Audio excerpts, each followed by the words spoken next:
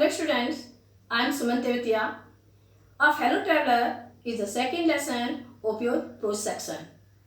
It is written by the famous writer A.G. Gardner. He was a great essayist.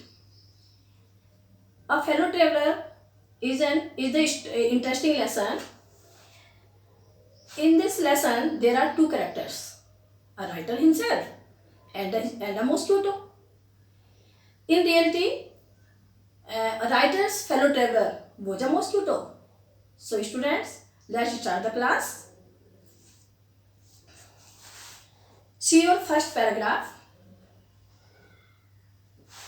I do not know which of us got into the carriage first.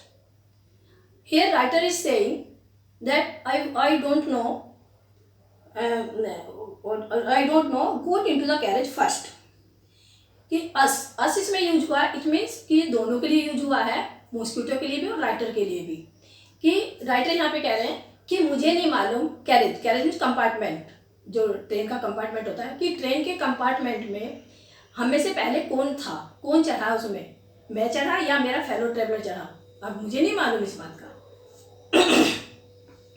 Indeed, I did not know he was in the carriage at all for some time. और वास्तव में मुझे ये भी नहीं मालूम था कि वो कुछ समय पहले से ही उसमें था या नहीं था, कैरेज में. कौन? Fellow traveller. जो राइटर का फेलो ट्रेवलर था, तो राइटर कह रहा मुझे नहीं मालूम कि वो पहले से उसमें था भी या नहीं था, या हम में से पहले कैरेज में कौन चढ़ा. It was the last train from London to a Midland town. तो जिस ट्रेन से राइटर ट्रेवलिंग कर रहा था, तो कह रहा था कि ये जो लास्ट ट्रेन थी जो लंदन से मिडलैंड टाउन तक जाती थी. स्टॉपिंग ट्रेन यानी कि स्टॉपिंग ट्रेन यानी कि हर स्टेशन पर रुक कर चलती थी, धीरे धीरे चलती थी, हर स्टेशन पर रुकती थी. एंड फाइनली लेजरली ट्रेन, और बहुत ही धीरे धीरे चलने वाली थी. लेजरली ट्रेन थी यानी कि बहुत ही स्लो स्पीड से चलने वाली ट्रेन थी. One of those trains which give you an understanding of eternity. और ये उन ट्रेन में से एक थी जो आपको अंडरस्टैंडिंग ऑफ इटर्निटी यानी कि जो आपको किसी कंटिन्यूटी का बोध कराती. कंटिन्यूटी का मतलब कि eternity means the time no end, जिस टाइम का कोई एंड ही ना हो, मतलब कि कंटिन्यू चलने वाली ट्रेन थी ये. इसको मतलब ऐसे लगता था कि कहाँ जाके रुकेगी, इस ट्रेन का कोई एंड भी होगा, यानी कि डेली चलने वाली ट्रेन थी, वो चलती रहती थी. राइटर को भी मालूम था कि कहाँ पे जाके रुकती है, लास्ट इसका कहाँ होता है. It was tolerably full when it started. और राइटर कहने कि जिस समय ये स्टार्ट हुई थी ट्रेन, उस समय टॉलरेबली फुल थी, यानी कि पूरी तरह भरी हुई थी पैसेंजर से. But as we stopped at the suburban stations,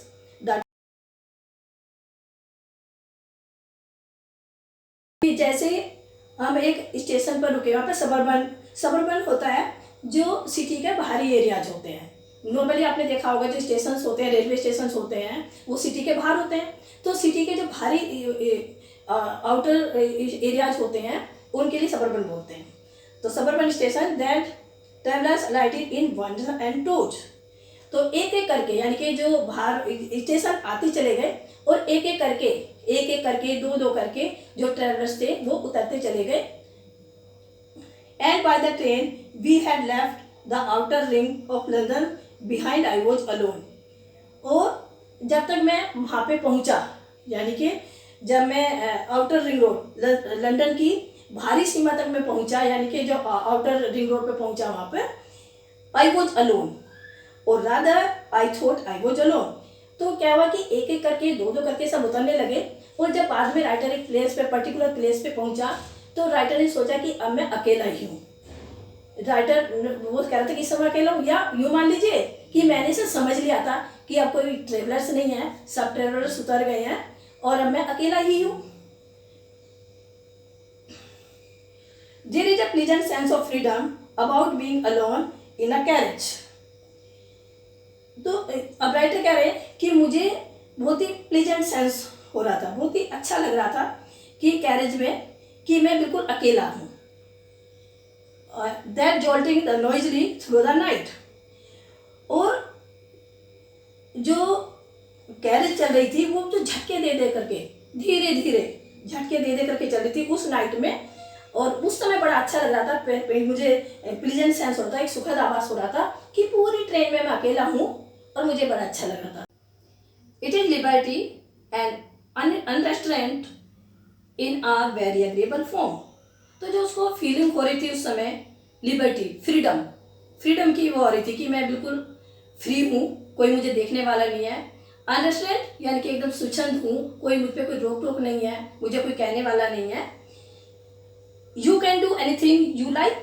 तो राइटर ऐसे सोच रहा है कि जब आप अकेले होते हैं तो you can do anything you like, तो उस समय आप जो चाहें वो कर सकते हैं। You can talk to yourself as loud as you please. और तुम खुद से ही as loud as you please, यानी कि खुद से ही जितने चाहे जोर से आप बात करना चाहें, जितने जोर से आप बोलना चाहें उतने जोर से कर सकते हैं बात किससे करनी है? अपने से। जब आप अकेले हैं तो किसी दूसरे से करेंगे नहीं, अपने आप ही बात करनी है, तो आप चाहे कितनी जोर से बात कर लें। And no one will hear you. और तुम्हारी कोई बात सुनेगा भी नहीं, आप कुछ भी बात कर लीजिए, कोई सुनेगा भी नहीं।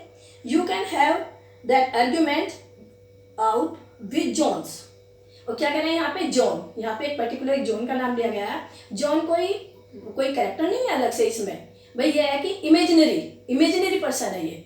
तो वो क्या कह रहे हैं राइटर कि आप चाहे तो आप जॉन से बात कर लें, आप आर्ग्यूमेंट कर लें, तर्क वितर्क कर लें, किसी भी बात पर आर्ग्यूमेंट कर लें आप जॉन से। And roll him triumphantly in the dust without fear of a counter stroke. और क्या कह रही है कि आप बिना किसी डर के, काउंटर स्ट्रोक बिना विरोधी प्रहार के, आप उसे धूल चटा सकते हैं। धूल चटाने का मतलब यहाँ पे कि आप उसे हरा सकते हैं आर्ग्यूमेंट में। भाई आप इमेजिनरी पर्सन आपने लिया है, अब आप आर्ग्यूमेंट कर रहे हैं, तो आर्ग्यूमेंट में तो आप ही कर रहे हैं ना, सामने वाला तो कुछ बोलेगा, because he is an imaginary. तो अब इसमें कह रहे हैं कि आप उसको हरा सकते हैं, कहने का मतलब आप उसको धूल चटा सकते हैं, आप उसको हरा सकते हैं आर्ग्यूमेंट में, आप जीत जाओगे। You can stand on your head and no one will see you. अब देखो राइटर क्या कह रहा है कि अगर आप चाहें तो अकेले में आप हेड के बल पे खड़े हो जाइए, भाई हेड नीचे कर लीजिए, पैर ऊपर कर लीजिए, तो और तुम्हें कोई देखेगा भी नहीं। कौन देख रहा है जब आप अकेले हैं? कहने का मतलब राइटर यहाँ पे पूरी उसको ऐसा फील हो रहा है कि अब मुझे कोई देखने वाला नहीं है, कोई सुनने वाला नहीं है, जो मैं चाहूँ वो कर सकता हूँ। यू कैन सिंग और डांस अ 2 स्टेप और प्रैक्टिस अ गोल्फ स्ट्रोक। क्या कह रहे हैं कि आप चाहे तो सिंगिंग कर सकते हैं, आप चाहे तो डांस भी कर सकते हैं, और आप चाहें तो गोल्फ खेलने की प्रैक्टिस भी कर सकते हैं। सब इमेजिनरी होगा, भाई गोल्फ खेलने की प्रैक्टिस करें तो इमेजिनरी कर सकते हैं, तो इमेजिनरी प्रैक्टिस भी कर सकते हैं आप। और play marbles on the floor without let और hindrance. Hindrance means without obstacles, बिना किसी परेशानी के, बिना किसी रोक टोक के आप क्या कर सकते हैं? मार्बल्स खेल सकते हैं। यानी कि आपने बचपन में से कंचे खेले होंगे, तो मार्बल्स आप फ्लोर पर खेल सकते हैं। जब आप अकेले हैं तो कुछ भी कर लें। You can open the window और shut it without provoking a protest. तो राइटर क्या कह रहा है कि आप चाहें तो आप विंडो को खोल भी सकते हैं, बंद कर सकते हैं। जब आप चाहे विंडो बंद कर लें और चाहे विंडो खोल लें। प्रोवोकिंग अ प्रोटेस्ट का मतलब बिना किसी विरोध के। नॉर्मली जब और पैसेंजर्स होते हैं तो कोई कहेगा भी बंद कर लो, कोई कहेगा मत खोलो, कोई कहेगा तो अब अकेले हैं तो कुछ भी कर सकते हैं। You can open both Windows और शट बोथ। तुम दोनों को चाहे, दोनों विंडो को आप चाहे तो खोल लीजिए या चाहे दोनों को बंद कर लीजिए। Indeed you can go on opening them and shutting them as a sort of festival of freedom. तो राइटर यहाँ पे क्या कह रहा है? Indeed you can go on opening them and shutting them.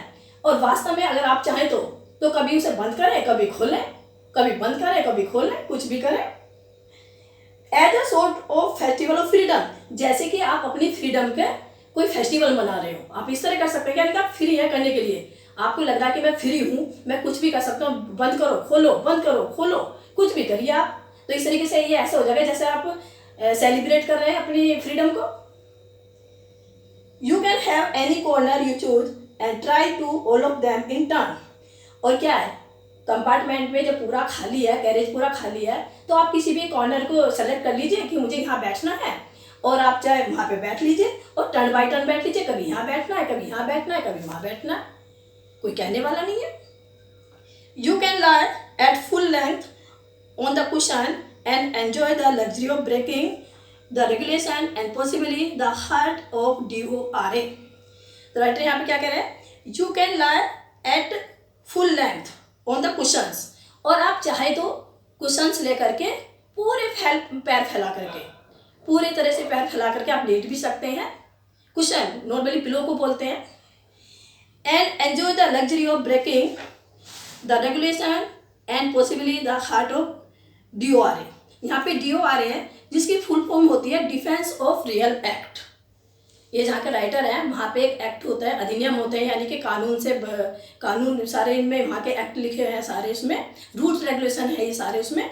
तो जो भी ये क्या कह रहे हैं कि जो DORA है, डिफेंस ऑफ रियल एक्ट, तो इस तरह से मैं एंजॉय करते हुए यहाँ पे luxury of breaking the regulation, इस तरह से जो DORA में सारे रूल्स और रेगुलेशन हैं, इस तरह से मैं उनके सारे रूल्स और रेगुलेशन भी तोड़ रहा हूँ।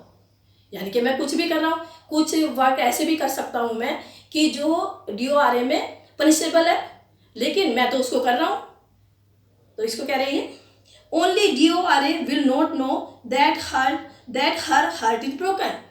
और ओनली DORA, जो DORA है वो भी नहीं समझ पा रहा है कि उसको तोड़ दिया गया है, यानी कि तेरे रूल्स और रेगुलेशन छोड़ दिए गए हैं, किसी ने पनिशेबल वर्क किया है, उसको भी नहीं पता चलेगा। क्यों नहीं पता चलेगा? क्योंकि राइटर तो यहाँ सारा इमेजिनरी वर्क कर रहा है, किसी को पता नहीं क्या कर रहा है। अब मान लीजिए किसी के साथ वो इमेजिनरी मारपीट कर रहा है, किसी आर्ग्यूमेंट कर रहा है, किसी को कुछ कर रहा है, तो वहाँ पे एक्ट में कहाँ पता चलेगा? एक्ट में थोड़ी ना उसकी डिमांड हो जाएगी। You have escaped even DORA। तो राइटर क्या कह रहा है यहाँ पे कि इस कंडीशन में आप कुछ भी वर्क कर लीजिए, जो आप चाहें वो कर लीजिए, और इस तरह से आप DORA से भी बच निकलेंगे। DORA भी आपका कुछ नहीं कर पाएगा, उसको तो पता भी नहीं चलेगा कि तुम्हारे रूल्स रेगुलेशन तोड़ दिए गए हैं। So students, read these 2 paragraphs again carefully and try to understand it. तो थैंक यू बेटा, we will meet you next time.